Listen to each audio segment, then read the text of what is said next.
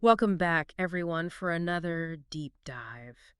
You know how this works. We take those sources you've been wrestling with, those books and articles that have you thinking, and we dive in together. And today's pairing is a really interesting one, wouldn't you say? Absolutely. We've got excerpts from W. Somerset Maugham's novel, The Magician, a story that really digs into the idea of, well, magic and those who claim to wield it. And then we've got a pretty substantial selection from the Law of One series, 5 books worth, which, as many of you know, details these channeled communications with an entity called Ra.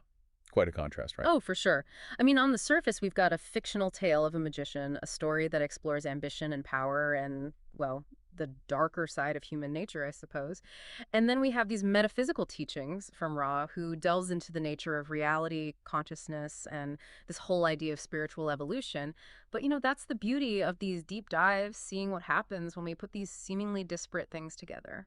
Exactly. And I think in this case, looking at a fictional magician through the lens of the Law of One, well, it could offer some really unique insights, maybe even some of those aha moments we all love. Right. So let's jump in.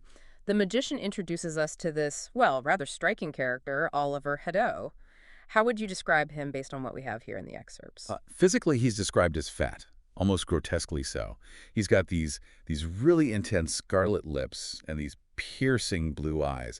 Not exactly your typical image of a wise old sage or anything. Not exactly subtle, is he? Not at all. And then there are the claims, right? He calls himself the brother of the shadow and talks about having access to this knowledge that completely overthrows modern science. Okay, so he's making some pretty big claims. And what about how others react to him? We've got Arthur, Susie, Dr. Porhet, all with their own perspectives on Hado. Right, right. Arthur, he's the skeptic. He sees Haddo as a bit of a joke, almost. Yeah. Someone who's putting on this big show. And Susie, well, at first she's intrigued.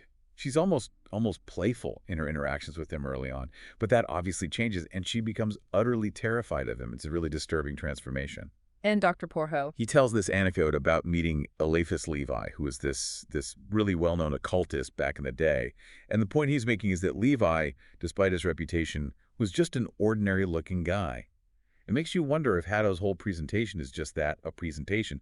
Is he really what he claims to be, or is it all just for show? Right, right. Okay, so we have these contrasting opinions swirling around him, and then there's that scene with the snake. Pretty disturbing. Definitely. So Haddo basically forces this snake to bite him, right on his hand, opens its mouth, sticks his hand right in. And Arthur, who's watching all this, doesn't see any sign of pain. And then Haddo starts speaking in Arabic. Okay, so what's going on there? Is that supposed to be proof of his magical powers, or is it some kind of trick? It's left deliberately ambiguous, I think. Maugham wants us to wonder, to question. I mean, the use of Arabic, a language so often associated with ancient knowledge and mystery, it certainly adds to the whole mystique. Mm. And the fact that Arthur doesn't perceive any pain, well, it challenges his whole understanding of how the world works. It's like a little crack in his rational worldview. Exactly. Okay, so we have this character, this Hado, who's shrouded in mystery and possibly danger. But things really take a dark turn with Margaret. Her relationship with him starts out with fear and repulsion, but then it shifts dramatically. Oh, absolutely. It's Yay. like her will just crumbles. She talks about feeling like an automaton, drawn to him against her own desires. She even says she's seen these awful things, horrors that prove his power. It's so unsettling. Like some kind of mind control or something? Right. And it's interesting because earlier when Arthur was expressing his skepticism about Haddo, he used that very term mind control, almost like he's foreshadowing what will happen to Margaret. And it doesn't end well, does it? Margaret leaves Arthur, marries Hado, and it just gets darker and darker. She becomes terrified of him, convinced that he wants to kill her. It's a complete unraveling of her life. Yeah. And ultimately, it leads to that final confrontation, a violent one, where Arthur ends up killing Haddo. A desperate act, really. Absolutely. Driven by fear and the need to protect Margaret, even though it might be too late. And then, of course, comes the most horrifying discovery of all. The jars, right. The jars. Yeah. Filled with these monstrous, almost human forms. It's like something out of a nightmare. Dr. Porho concludes that Haddo had discovered the secret of life, but at a terrible, terrible cost. It's like he's playing God, creating these grotesque beings, and Margaret is the price he pays, the sacrifice.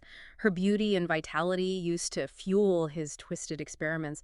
So we have this really disturbing portrayal of magic, of power used for selfish and destructive ends. Definitely. It's a cautionary tale in a way. Okay, so let's shift gears a bit. Let's bring in the Law of One and see how this might shed some light on what we've just encountered. Sounds good. One of the core teachings of Ra is that physical reality, the world as we perceive it, is an illusion, that our understanding of it is shaped by these concepts of space-time and time-space. Now, I know that can sound a bit abstract, but Ra is essentially saying that our physical experience is a construct of consciousness, a framework for learning and growth. Right, right. It's like a level of experience, a density Yeah. that's created by consciousness itself. So how does this idea of reality as an illusion square with what we see in The Magician? I mean, the consequences of Hado's actions seem very real, very tangible. There's death, there's suffering, there are these monstrous creations. It's not exactly illusory, is it? No, it's not.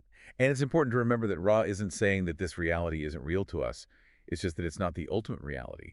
It's a particular level of experience within a much larger, more complex system. Okay, I see. So the illusion is in our perception of it as the only reality. Exactly. And it's worth noting that Ra also talks about thought forms, these creations of consciousness that can actually shape and influence reality. And you think those thought forms might tie in with Hado's creations, those grotesque forms in the jars. It's an interesting connection, isn't it?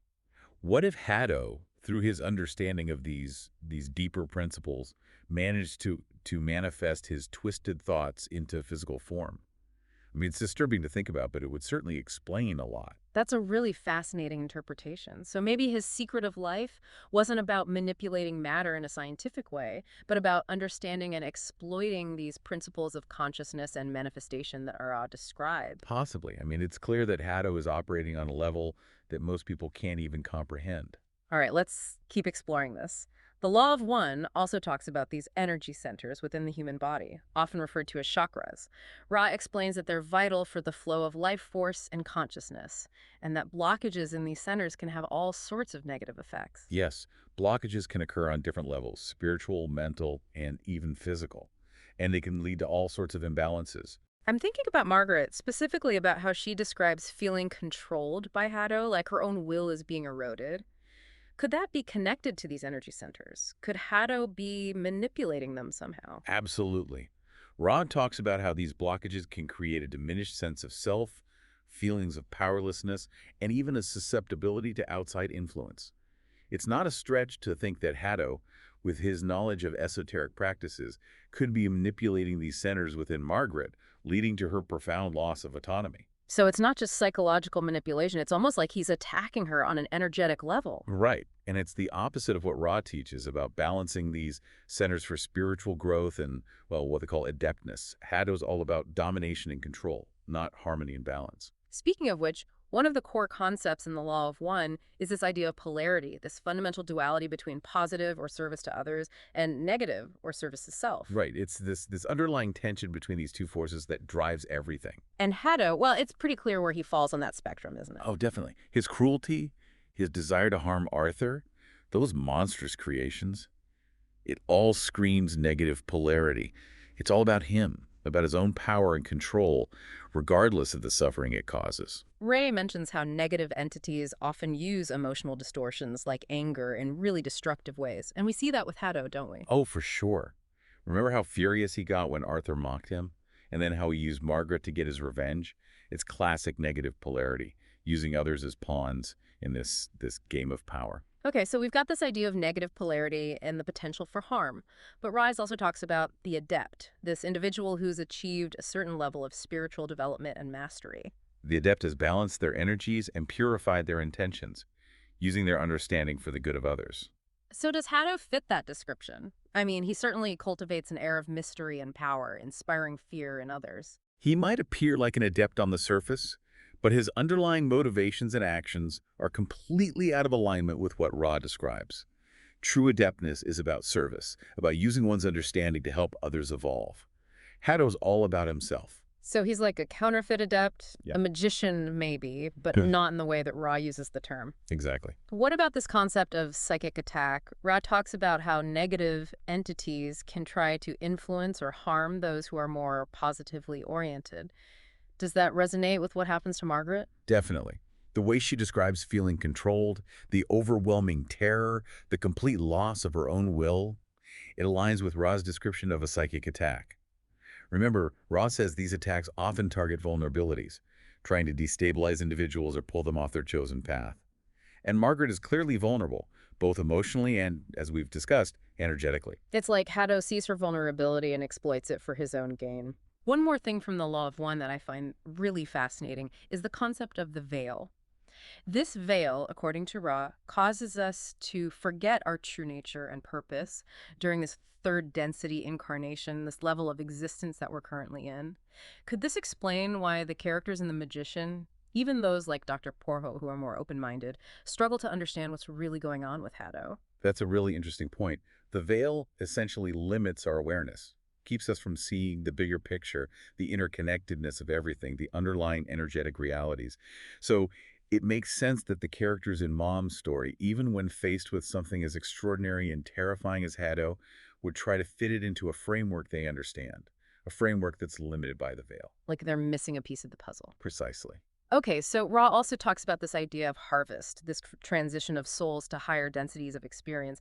And they mention that in fourth density, which is, I guess, the next level up from where we are, the nature of conflict shifts more to the mental realm. Right. It becomes less about physical struggles and more about the battles of will and intention.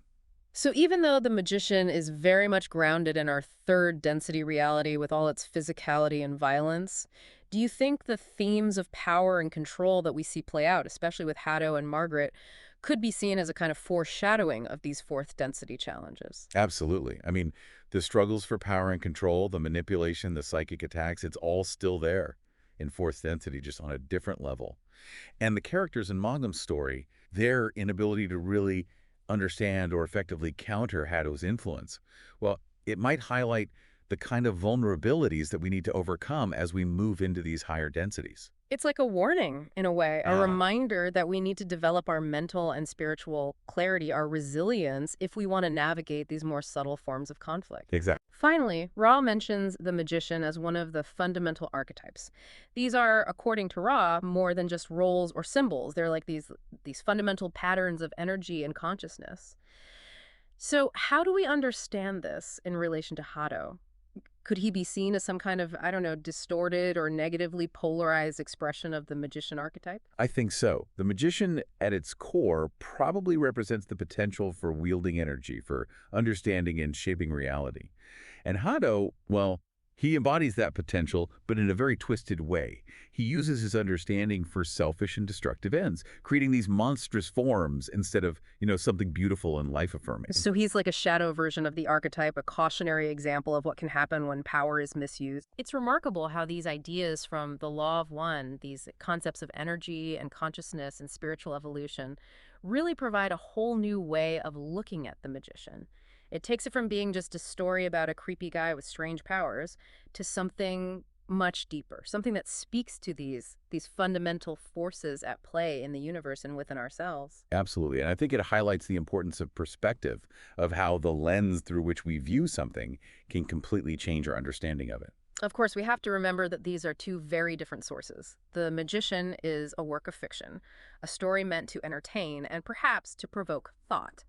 The Law of One, on the other hand, is a metaphysical text, an attempt to explain the nature of reality and our place within it. Right. And even though they come from different places, they offer these really interesting points of connection. And even though Mom probably wasn't intentionally writing a story that aligned perfectly with the teachings of Ra, I think his portrayal of Hado serves as a powerful warning. It's a reminder of the dangers of unchecked ambition, of the darkness that can arise when power is sought for selfish ends. Absolutely. It speaks to the importance of balance, of using our understanding and our abilities for the good of others, not just for our own personal gain. So, as we wrap up this deep dive, what do you think is the most important takeaway for our listeners? I think it's this idea that magic, or whatever you want to call it, this ability to influence reality is real. But it's not just about spells and rituals and all that. It's about understanding the nature of consciousness, of energy, of these deeper forces at play. And it's about using that understanding wisely, ethically, because as we've seen with Hado, the consequences of misuse can be devastating. Precisely. So we leave you with this. Think about your own understanding of magic, of power, of influence. How has this deep dive shifted your perspective? What new insights have you gained? We encourage you to continue exploring these ideas, to delve deeper into the sources we've discussed today, and to see what resonates with you. Because ultimately, the most important magic is the magic we create within ourselves and in the world around us. And remember, the journey of understanding is an ongoing one. Keep asking questions, keep exploring, keep diving deep. Thanks for joining us. Until next time, keep those minds open and those sources coming. See you then.